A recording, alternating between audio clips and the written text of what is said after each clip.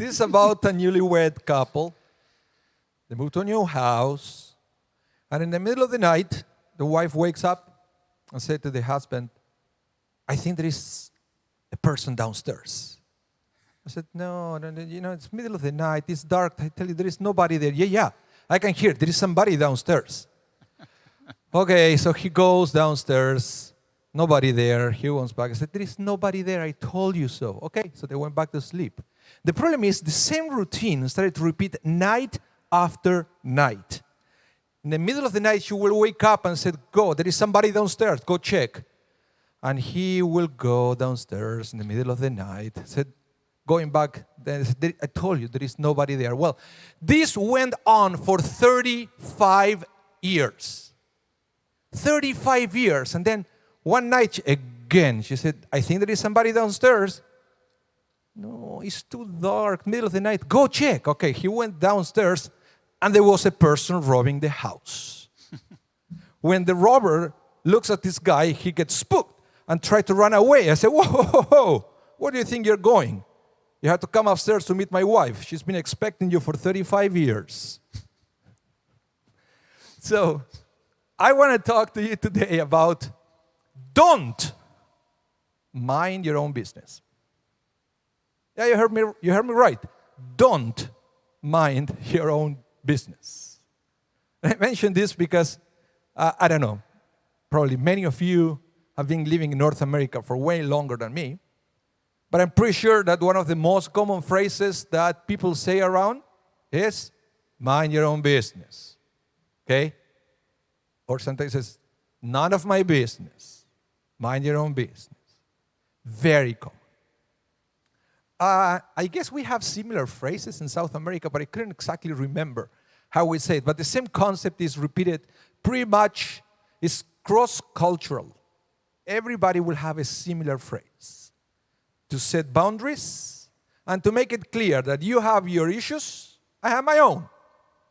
Now, this is not something new, of course. You can go 2,000 years ago, the Mishnah already talks about it.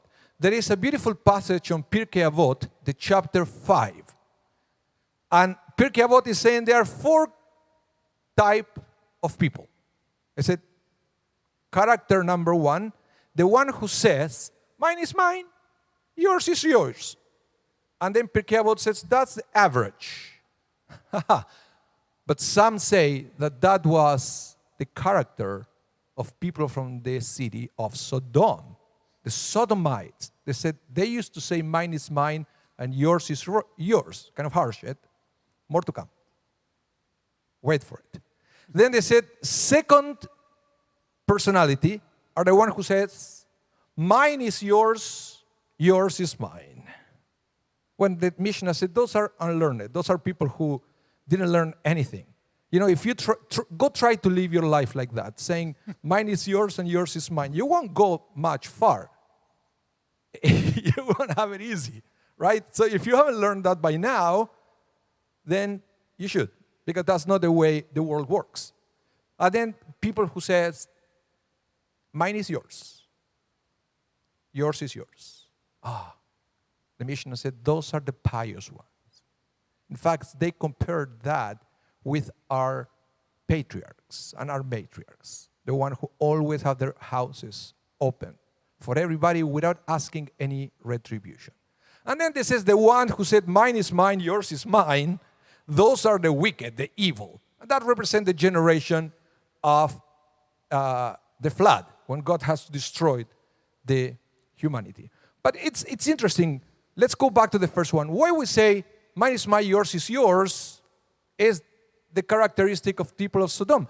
It seems to be like normal people. That's what they do. That's what society does, and we are doing pretty much okay. And the rabbi said, yeah, a society can work like that, but only if mine is mine and yours is yours is the average. Because that means that there are people that they are above average. That there are people who live this life like our patriarchs, saying, mine is yours, yours is yours. And as long as we have such people in every generation, then we are okay. But the problem is that they were saying that the problem with Sodom is mine is mine and yours is yours became a law. And everybody was the same. If everybody is like that in a society, we cannot do much. And the rabbi said we need more people like Abraham and Sarah, that they will open the doors for everybody. They will open their heart, and they were always there helping others without expecting any retribution. But there is something very interesting in this week's Parsha, because we read the last 3 plagues, and the second last was Choshech, darkness. And the way the Parsha talks about this plague is connected to this concept of mind your own business.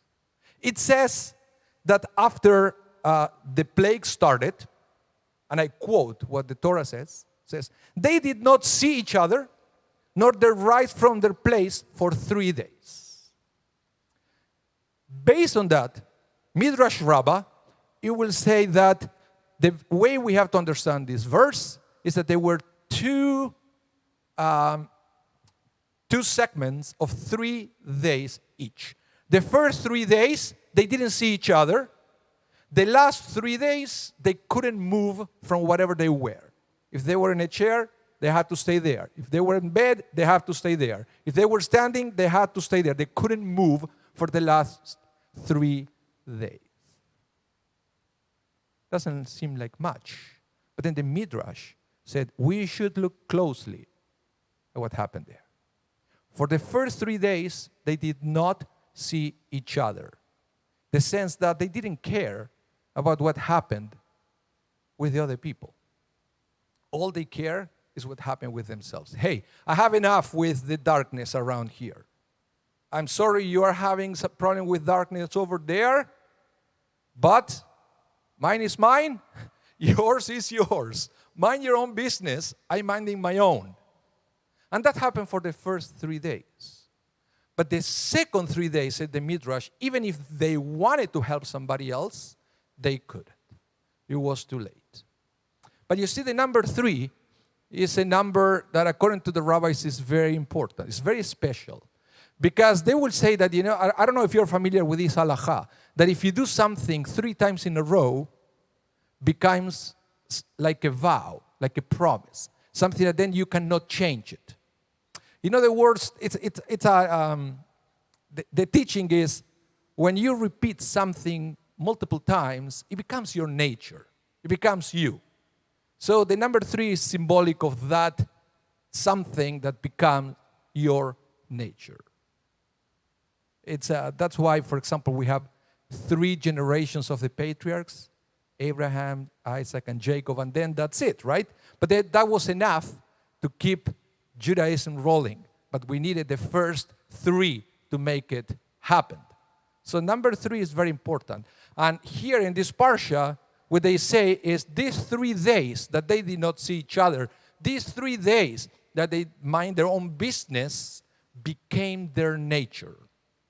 And then it became very difficult to change, to the point that they couldn't change even if they wanted to. They couldn't help others because they were already too familiar with the mind your own business. We have to be very careful what we do. We have to be very careful of our habits. Because whenever we have a problem, whenever we have a challenge, whenever we have a difficulty, the first thing we do in every aspect of life is to go back to whatever is familiar to us.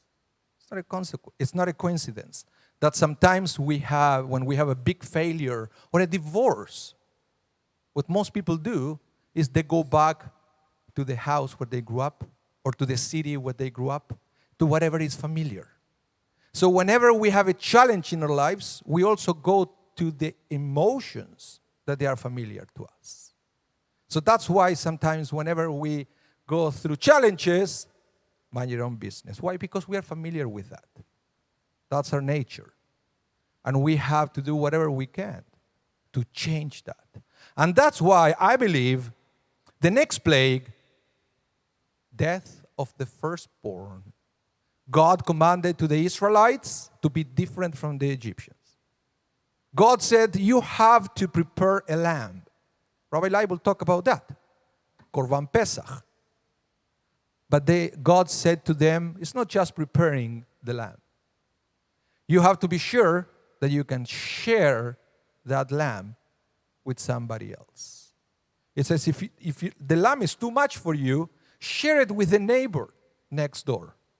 You see, he doesn't say, if you don't have lamb, go find somebody who has it.